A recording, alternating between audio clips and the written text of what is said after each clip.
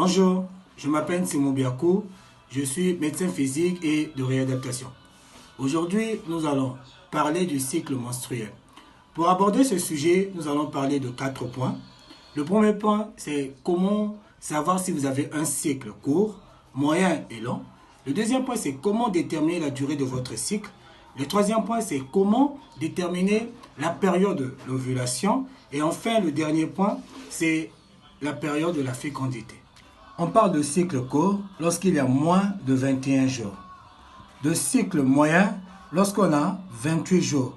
Mais ici, ça varie. Il peut y avoir 21 jours et 35 jours. Donc, le cycle moyen varie de 21 jours jusqu'à 35 jours. On parle de cycle long lorsqu'on a plus de 35 jours. Donc, 40, 60 jours, on est toujours dans le cycle long. Alors, comment déterminer la durée d'un cycle? On prend un exemple à titre illustratif. Jeanne a 20 ans. En janvier, elle a vu ses règles le 18 janvier.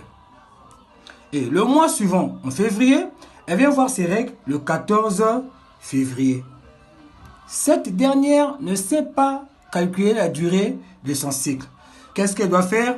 Elle doit compter du premier jour où elle avait vu ses règles en janvier et le premier jour qu'elle a vu ses règles en février. Alors, pour déterminer la période de l'ovulation, c'est très simple.